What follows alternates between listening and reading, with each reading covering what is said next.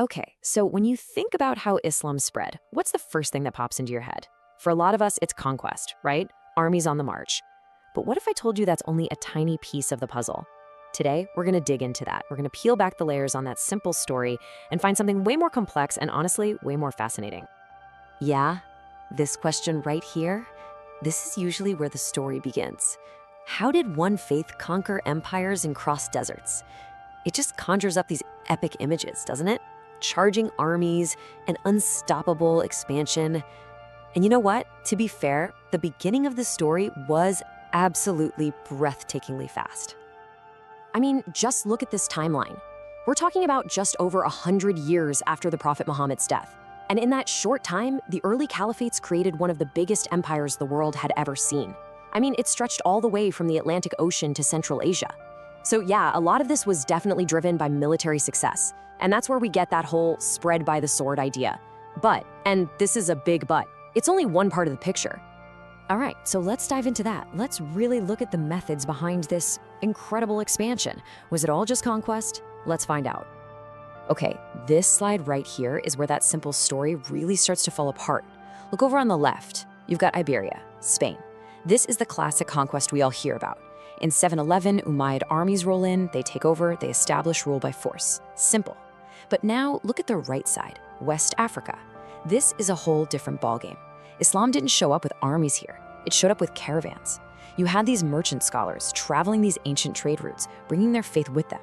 They set up these small communities, and their goal wasn't control, it was commerce. I mean, these are two totally different ways of spreading a faith, happening at pretty much the same time. And get this quote really shows you just how different the mindset could be. It's talking about something called the Suagarian tradition, basically a school of thought for these West African Muslim merchants. And what do they believe? They actually discouraged trying to convert people. Their whole philosophy was, hey, God will bring people to Islam in his own time. Think about that. It is the absolute polar opposite of a spread by the sword campaign. This is all about patience, influence, and just letting things happen naturally. So, okay, the beginning of the story is clearly way more complicated than we thought. But what about the end of the story? You know, the supposed grand finale of the Islamic Golden Age? Let's set the scene. It's the year 1258, and there is a storm on the horizon, a big one. The Mongols, who've already torn across Asia, are now at the gates of Baghdad. And you have to understand, Baghdad at this time was the center of the world, intellectually, culturally, you name it.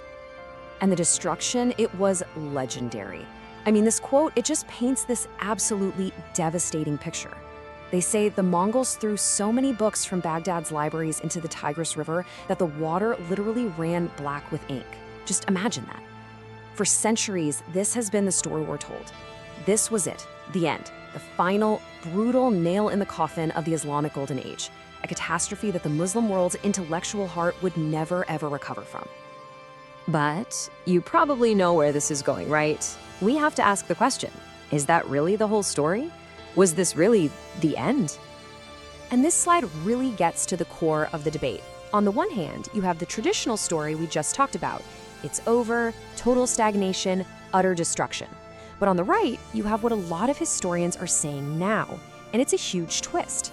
They argue that the sack of Baghdad wasn't an end, it was a shift. The center of gravity just moved from Baghdad to other amazing cities. And here's the kicker. The Mongols themselves, the ones who sacked the city, many of their leaders eventually converted to Islam and became some of the biggest patrons of Islamic art and science. So far from destroying Islam, their huge empire actually helped spread it even further. Wild, right? So this whole debate kind of forces us to take a step back and ask an even bigger question. What are we even talking about when we say the Islamic Golden Age? Well, usually when people use that term, they're talking about this specific window of time from about the 8th to the 13th century, and it's almost always centered on the Abbasid Caliphate in Baghdad. And look, it was an incredible time for science, philosophy, culture, no one's denying that. But focusing only on this one time and this one place can be really misleading. And this quote right here just nails the problem. When we get hyper-focused on Baghdad, the whole idea of one single golden age kind of erases all the incredible things happening everywhere else in the Muslim world. It gives us this really narrow, kind of Arab-centric view of a faith that was already global, stretching from Spain to West Africa to East Asia. Because the truth is, while Baghdad was a huge deal, it was never the only deal. Not by a long shot. You had other places having their own golden ages. Think about Al-Andalus, with Cordoba in Spain being this absolute beacon of learning for all of Europe. Think about Cairo under the Mamluks and their mind-blowing architecture.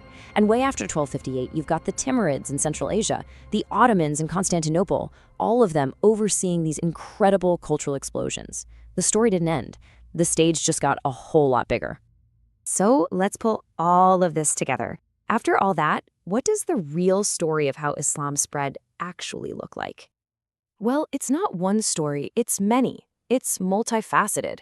You've got conquest here, commerce there, and cultural exchange everywhere in between. It's also incredibly adaptive. There wasn't some single rise and dramatic fall. It was a continuous story of shifts, changes, and adaptation. And maybe most importantly, it was global.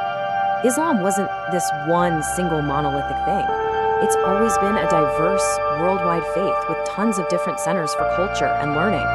And that really leaves us with this final question, right? How do these stories we tell ourselves about the past shape our world right now? Because that simple conquest and collapse story, it's easy, it's memorable, but it's also dangerously incomplete. It just flattens out this incredibly rich, complex history, and frankly, it fuels a lot of misunderstanding. So getting this history right isn't just for academics. It's about understanding that these stories, the simple ones and the complicated ones, have real power. They shape how we see the world, and maybe more importantly, how we see each other, even today.